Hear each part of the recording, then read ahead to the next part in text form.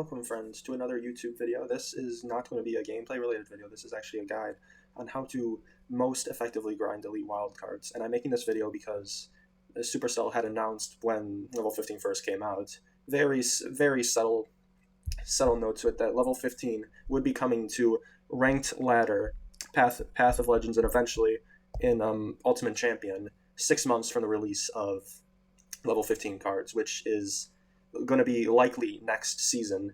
I'm recording this as of the Little Prince season, the Little Prince debut, so it is going to be either during the December season or right after, if they stick to their word with that. And not many people have a lot of level 15 cards, and elite wild cards are very hard to grind. So I'm making this video to teach you the 5 best tips that I have found to grind elite wild cards the most effective way.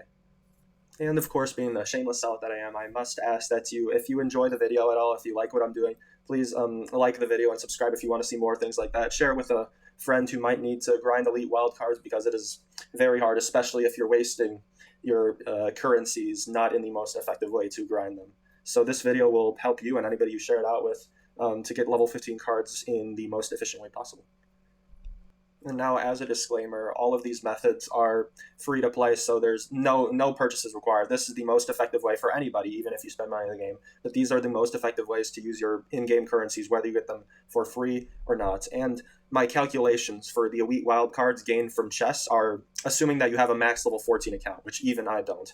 And if you don't have a max level 14 account and all of the cards you get from chests aren't getting converted into elite wildcards, the values will still hold some truth to them, because the cards that you are getting, even though they're not converted into elite wildcards, go to progressing your card, leveling up, and will eventually allow you to get whatever cards you get to level 14. And that progresses your collection, and that is the way you get level 15 cards, by having a progressed, very maxed collection, maxed to level 14, so you can get more conversion of the elite wildcards. So the higher numbers are still better, even if you don't have a maxed level 14 account. Now, my number one tip for getting elite wildcards efficiently, that anybody can do, it requires no skill whatsoever, it just requires good resource management, is how to get the most elite wildcards out of the regular shop and the season shop. The season shop here, believe it or not, there is a way to get more elite wildcards for your currency. Now, the base in the regular shop is this 5,000 elite wildcards for 100,000 gold offer, which means that you're getting 1 elite wildcard per 20 gold spent. And this is the baseline. It's basically just straight gold to elite wildcards, and this is the baseline for all of the other conversions I'm going to use. Now, this is a good offer to get. You get 1 per week, and I would only get it if you are getting overflow gold. If you have too much gold and you don't have anything to spend on, like me, you can see I'm almost maxed out at 5 million here. So we'll start the gold will start just turning into nothing. So I have to spend my gold there. And actually, believe it or not, the cards from the daily deals give you double the value for elite wildcards per gold than the base conversion. So every day, even if you don't get this offer, you want to use all the gold you can in the daily deal shop and just convert these all to elite wildcards. You see here, it's 1,000 gold, and it gets you 100 elite wildcards. So it's 10 gold for an elite wildcard instead of 20, and that is the same for all rarities. And even though I don't have Mother Witch and Ewas maxed here, I'm still going to buy them because it's a pretty good deal for a legendary card. And eventually that will get me to the point where I've got those level 14 too. And legendary cards have a huge conversion rate. You get 1,500 elite wildcards for 1 extra legendary card. So that is very huge. I also like to note that this 2,000 gem offer for the elite wildcards is a total scam. Please do not buy it. Gems are so much more valuable now, ever since they removed the gems from the second tier of card mastery here, the yellow one in the middle, which used to give 300 gems for completing it, but now it is just gold because the community wants more gold. But yeah, they took away one of the best ways to get gems. You can still get gems from doing the first mastery, completing the last tier. I believe it gives you 150 gems for regular cards, and champions and legendaries give you 300 gems. So if you need a way to get gems too, which will be useful in the following tips that I share. Now, moving on to the season shop. The season shop is in my opinion, the best thing Supercell has added to the game in a long time. Everything else has been iffy, debatable. But the season shop here is one of the best things they've implemented. It is a way to choose what you want the most. And from these, there's actually different conversion rates you see a lot of these are wild cards or just regular cards. There's different conversion rates for the amount of season tokens you put to the amount of elite wild cards you will get if it is maxed. Now, if you need to max your first deck, your main deck to level 14 first, mostly ignore these tips. Just continue doing what is most efficient to max your deck. But if you have all of these maxed or just trying to grind elite wildcards with these offers, there is a specific order you want to buy these in. Now, first of all, you should always buy the evolution shards, and especially the wild shard. The wild shard is what you want first because this is the basically one and only way to get evolution shards free to play in the game. So this is a must-have. You must, if you don't care about the whatever Evo is in the shop, you want the wild shard because you only get one, and that means that you'll basically be able to choose one evolution you want for free every 6 seasons, which is ridiculous, but is the only way free to play to get these. So you definitely want to invest in these first of all. Now after you've gotten yourself your evolution shards, all that you want, there's a specific order that you want to go in, and I have a chart that I will display right now. This is of an old season shop. The numbers on the screen dictate how many elite wild cards you will get per season token. And you can see that the legendary wildcard is a clear winner. You want to get that first because 1,500 season tokens will convert into 1,500 elite wildcards if you choose to do so. And it's a legendary wildcard. It can go to max whatever legendary you want. So that is the first thing you want to pick up. Now, the second thing, and this only counts if you have a level 13 card that you can put 200, or you can, for at least in Epic's case, you can put 200 epic cards with the epic book. That will give you 0.4 elite wild cards per season token spent, at least from 13 to 14. It won't actually convert over like that, but it will get you from level 13 to 14, and that is worth 4,000 elite wild cards. So that is only the option you want to do if you have a level 13 at 0 out of 200, or 0 out of however many cards you need for whatever rarity, and you want to get it up there. If you have an overflow book, it is not worth it. If you just have an epic book sitting there because you can't use it, it's not worth it because an overflow book will just give you 100 gems, and that's not worth it compared to the season tokens unless you desperately need gems. And rarely they will have a legendary at the top, just a chosen legendary where the bats, the tombstone, and the giant skeleton you can see are. And that would be the second choice because it will still be for 1,500 season tokens, and it will be 1-to-1 conversion, just like the legendary wild card. But it is rare to see that. Like the one time they added Ramride in the shop, everybody at like Arena 1 and up had maxed huge level Ram Riders, and it was kind of devastating for the lower ladder community. Now, if all the legendaries off the board, you actually want to go for the gold first, the gold pouches, the 2,000 gold pouches, but just buy up 10 of those. And when you hit 10 for the gold pouches, it will actually allow you to purchase more gold, but increase the price. At that point, you don't want to keep buying gold. You want to go for the rare. You want to go for the rare elite wild cards because it has the highest value. And then from there, the top three cards that are chosen for the season will have the highest value. And then you just go down from there. Now, some of them, when you purchase all of the available, will give you the option to purchase more, but at a higher season token price. If you are buying the evolution tokens and doing it in this order, it's very unlikely that you'll have overflow season tokens enough to do that. If you do have enough that you buy out all of the list here, you would buy out everything here once, and then basically just follow the list again, and that will give you the most value for your season tokens. And now the ways to get season tokens are limited, but fairly obvious. If you can see here, you get 1,000 season tokens every day for just doing the regular casual game modes. You'll get 1,000. The gem boost is not worth it, I can tell you that. Just for 1,000 season tokens, 50 gems is not worth it. Don't ever do that. And the challenges are a very good way to get a lot of season tokens. If you need a good deck for that, I'd recommend checking out, just searching for best deck for this challenge and going to a smaller YouTube channel, actually, because the bigger YouTubers like OJ and Sirtag, everybody's going to be copying their decks. So it will be very common in the challenges, and a lot of people will build counters to that. If you go to a smaller channel with a good deck, then nobody will know what you're playing, and you'll still get an effective deck to win more games with your season tokens. That is what I do personally if I cannot think of a good deck to run. And you also get season tokens for free from the past. It's a very negligible amount, but just playing will get you some season tokens too, if you need any more. I found that the highest I was able to get in a season was around 35,000. Actually a little bit higher than that, I'm not sure. I spent immediately on the elite wild shards, so probably like maybe around 50,000 shards I mean, sorry, season tokens. So you've definitely got a decent amount to spend with if you keep on grinding them. And this is, it might seem like a lot, but basically 2 games a day, 2 wins a day on the friendly modes will get you the 1,000 daily cap, and then you just got to do these challenges that pop up like once or twice, or once every week or once every 2 weeks. So you'll get a good amount of season tokens if you just stick to the grind, and you'll be able to choose what you want. It's 100% you have to start with the elite wild, the wild shard here. Now my second tip actually has to do with clans, and you've probably heard this from a lot of places, including Supercell themselves when people were complaining that they weren't getting enough gold, is to do clan wars. Clan wars, as boring as it may seem to some, is one of the best ways to get a lot of cards and gold. You get a lot of gold for winning depending on the trophies you are. So I don't have any exact values for how much you get for it because it's basically there's several different leagues that you can be in: gold league, silver, bronze, legendary, and they all have their different little levels to them with different rewards. So that would be a lot of numbers to give. So it's not really worth it because there will be a lot of variation.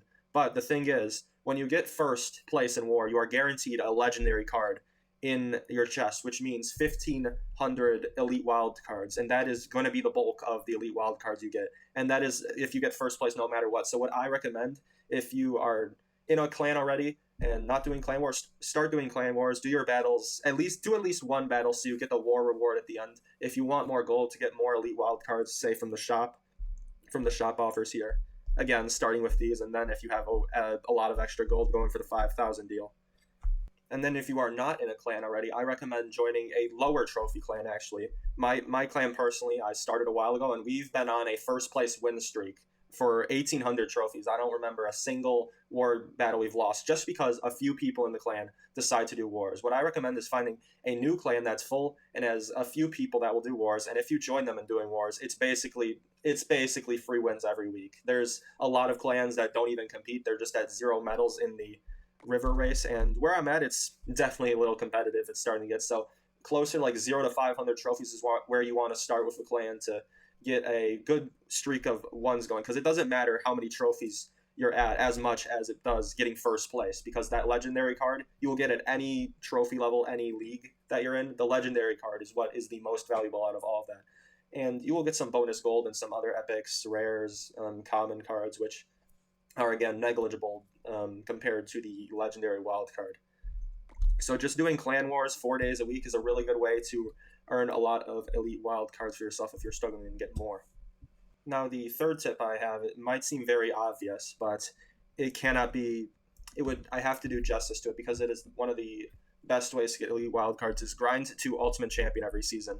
Through the rewards you get from Path of Legends, the elite wild card rewards alone, these here, add up to 25,000 elite wild cards, which is half of the 50,000 you need to get a card from level 14 to 15, which doesn't sound like much, but compared to the other things you're getting, 25,000 is the largest amount of elite wild cards you can just get just by playing the game. And even if you can't get to Ultimate Champion every season, it is in your best interest to try to hit these benchmarks where they give you elite wild cards. Try to get to at least as many as you can. The lowest one is not even at Master 2 yet.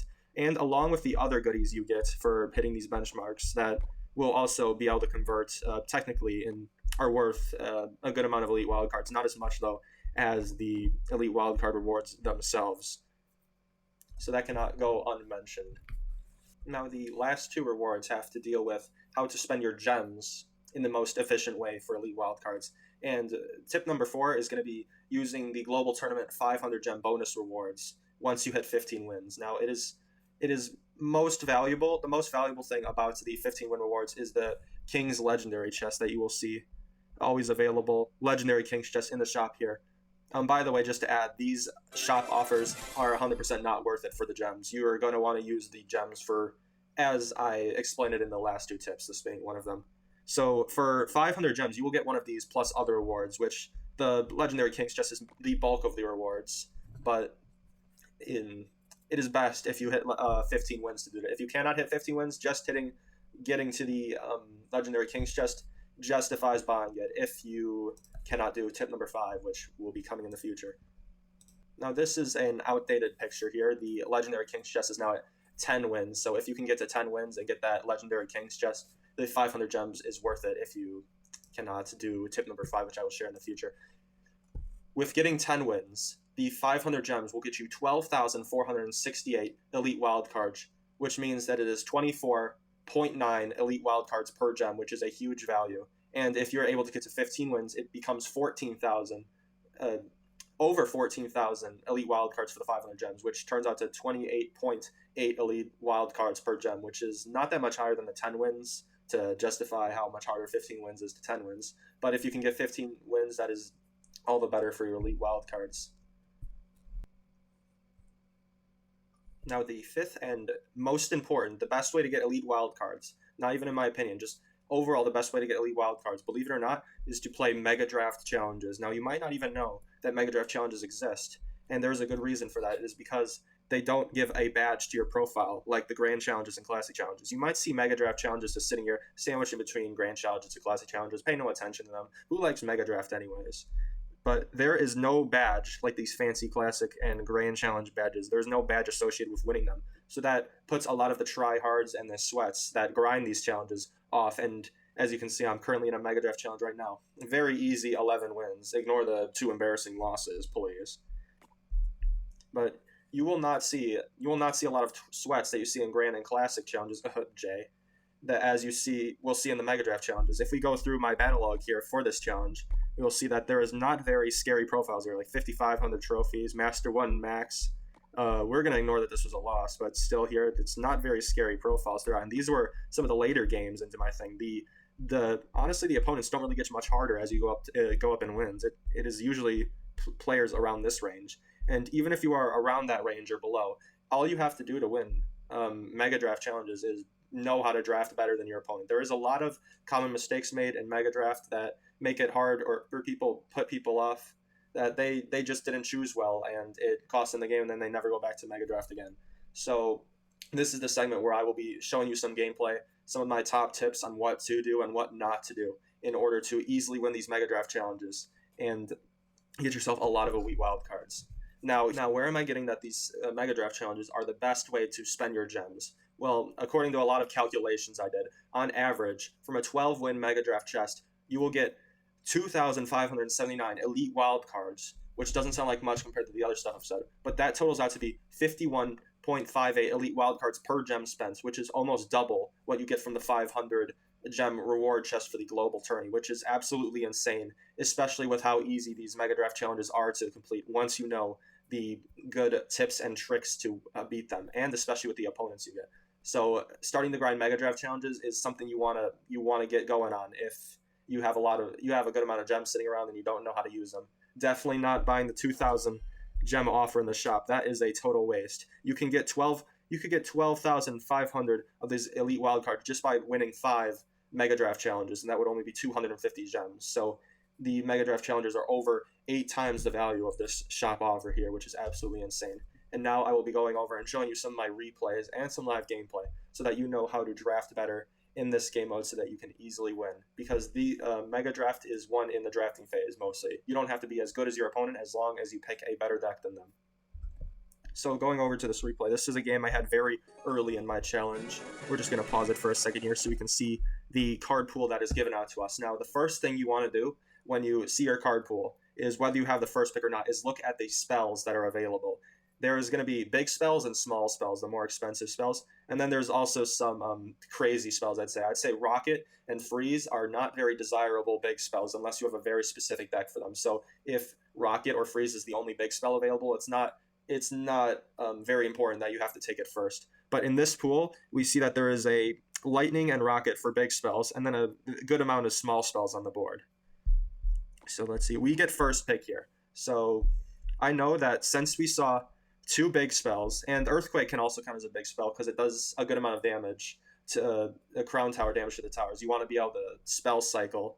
And the thing about the big spells is, if you want to look at the other troops on the board, if there's a lot of things that will die to lightning, which in this case there's a good amount of things that will die to lightning, but what I see here is Arrows is the best small spell by far. There's Minion Horde, Skeleton Army, Spear Goblins, Goblin Barrel, and Arrows will just get a lot of value. And if I take Arrows, it will basically allow that Marco cannot take any of those cards, or else he will feed me massive value. So that is what I do to start the play off.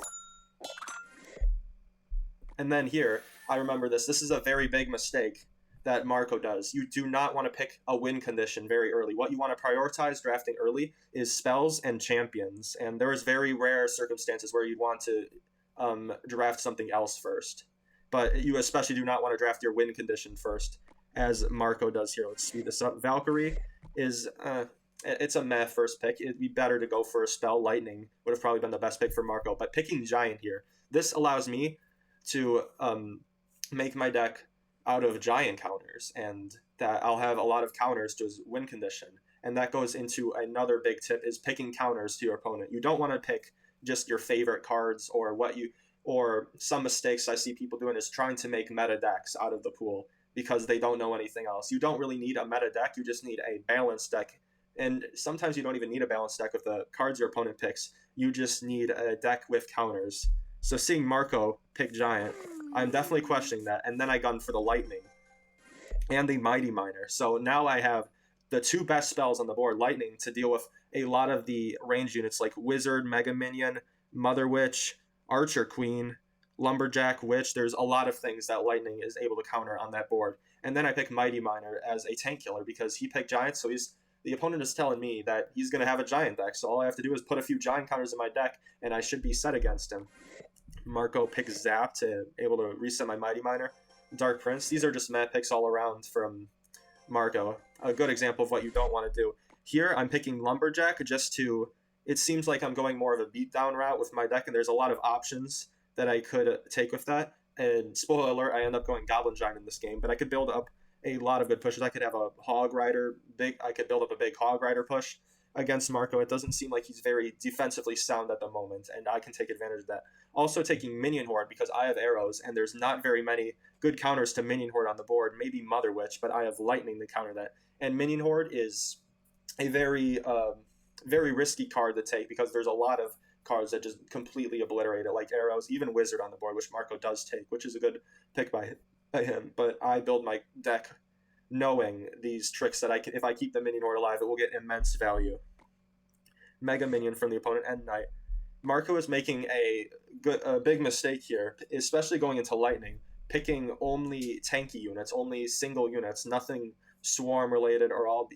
First of all, because I have arrows, and that kind of makes it harder for him to pick a unit like that. But you want to have a balanced deck. So if you pick all tanks, then I just pick some tank killers. Like I have Lumberjack and Mighty Miner so far, and I can just load up on more tank killers. I finally get Goblin Giant to pick my win condition last. Second to last card I do, because I want my last card, at least for this, to be able to choose to counter whatever my opponent picks here. And which is good DPS that he can't really deal with because he only has Zap, and only Rocket is an option for a big spell, which would make his deck very unbalanced if he picks. He opts for Wizard.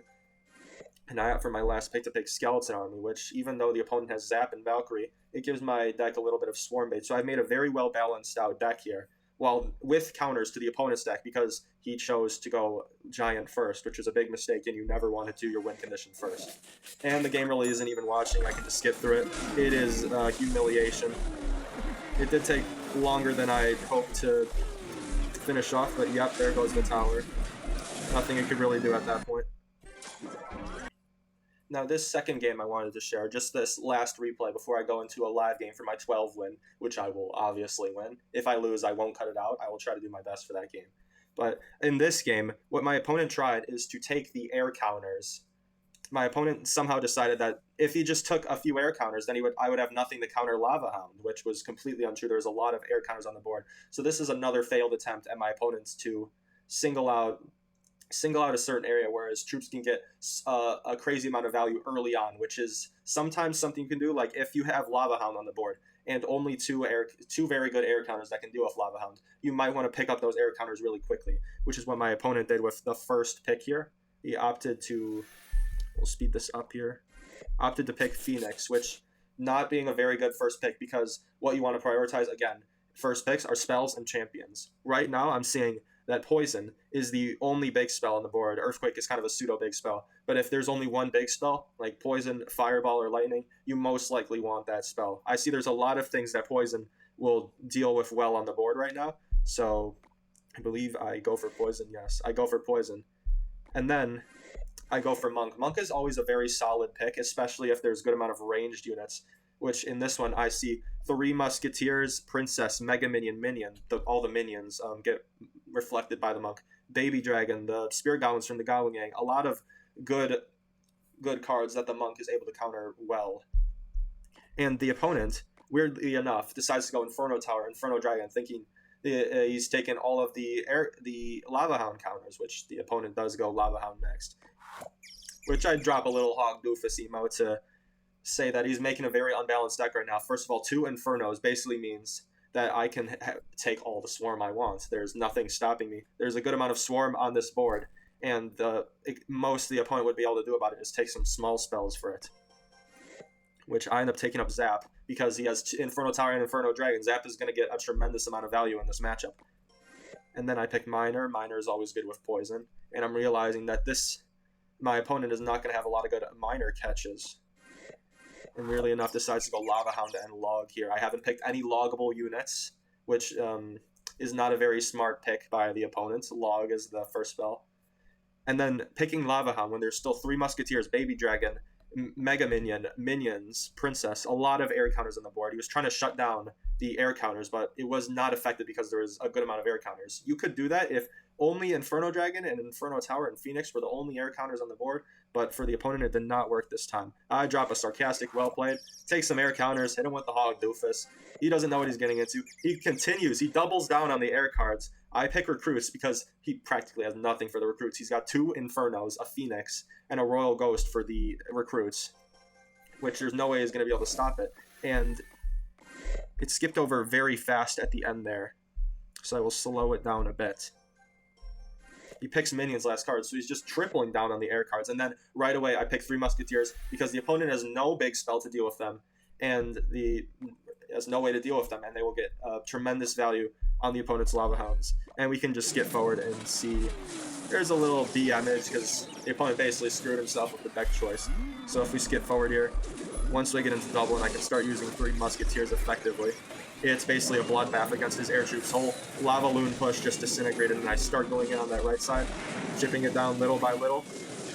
Once I get another 3 Musketeers going, he can't defend it. I drop the good game, and yeah, that's GG. The monk takes it. So finally, I will give some live gameplay to finish this off. I'm going to be queuing for my 12 win on the Mega Draft, which I will obviously win, as I am known as he/him when it comes to Mega Draft challenges. The queue times can sometimes be a little long because not as many people know about or play these challenges, so I might be here for a little bit. But hey, that gives me some empty space to yap more about it, how wonderful Mega Draft challenges are. And we should not be seeing a very prominent opponent, at least. Some of the people you face know how to draft well, and those are your biggest opponents, because if somebody drafts better than you, they can be worse than you overall at the game, but they can still get an easy win if they draft good counters for your deck. It looks like it's going to be taking a while, so I will cut and see you when I finally find a match. Okay, finally found the game. We got some boards. The first thing we're looking at is the spells we have. So it looks like there's a good amount of big spells, a good amount of small spells, so next I want to prioritize getting a champion. It looks like Monk would be a good pick here. There's a decent amount of stuff that Monk just shuts down. The opponent can't pick 3 Mus, Minion Horde, Mother Witch. The opponent could, but Monk would have that on lockdown. E-Giant, wow, first pick. This is the last win of the challenge. E-Giant Lightning first pick. That is not a good pick. Even if there isn't many E-Giant counters on the board, which there is no like high DPS units, so E-Giant would have been a good win condition overall, but never first pick, because I can always figure out some counters for it. So we've got Bomb Tower just as a building. He'll have to lightning that. And Cannon Cart, if he lightnings the Cannon Cart, it just turns into another building. So I've got 2 decent E-Giant counters right there. And especially there being no NATO on the board, it's going to be hard to get value with that E-Giant until double Elixir, or when he can start getting a good push going. And I don't really have to worry about spells because there's ample spell choices for me at this point. Royal Ghost and Miner. This is a very strange deck my opponent is cooking up right now. If I pick... let me think about this. Picking arrows would get a good amount of swarm out the way just so opponent can't get value from any swarm. And it's looking like would Fireball get good value in this matchup?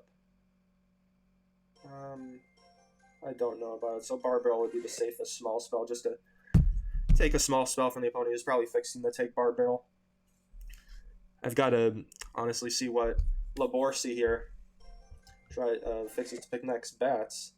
Interesting. I could do a little Mother Witch, just to counter the bats. I think a little Mother Witch would be nice. And it looks like we could use another tank here. So Valk looks like a good option for us. And then we'll save the win condition pick for last. He might go Drill here, even though he does have Royal Ghost. Drill would give us 2 buildings. Okay, Fireball for the Mother Witch. He picked double small spell. I mean, double big spell, so that is quite interesting. At this point, the opponent does not have a lot of DPS either, because there's not much DPS on the board, so Royal Giant will be able to get a good amount of value. If the opponent knows anything about anything, I'm pretty sure he'd pick Goblin Cage, would be his best response, for just to put a building in the deck, and it is a very good counter against Royal Giant, especially me having no big spell right now. What will the opponent do? Ewiz, very interesting pick. So now after the draft stage is done, I feel like I came out on top of that draft stage, and now it's basically up to skill, but I believe I picked the better deck overall than the opponent, so we'll see how this works out. Oh yeah, and if your opponent, if you know your opponent doesn't have NATO, you can miner wherever you want. You don't have to start a miner on the safe spot. You can make it unpredictable even as a first play. E-Giant at the bridge immediately. That is going to get shredded by the Monk and the Cannon card, regardless of what that Ewiz tries to do. I will be able to just tank this. And I might go with Royal Giant. Is the opponent going to use bats here? Yes, and I will just spam the Mother Witch down as fast as possible. The opponent fireballs as fast as possible. I do get some piggy chip and 6 elixir out of the opponent for 4. And it looks like I could just go Royal Giant at the bridge because the opponent really has nothing for this. We'll have the Royal Ghost, and even I can damage the Royal Ghost down a little bit with this Barb Barrel. Oh, unfortunately the Royal Ghost does splash onto my Barb, so I will take a little bit of damage here. Very strange miner in the front. I couldn't hit that E-Wiz and the miner, unfortunately. So he does have a damage lead because of that, but he did have to commit a lot of elixir to defend that Royal Giant. He's going to have to commit a fireball to this now because he bats.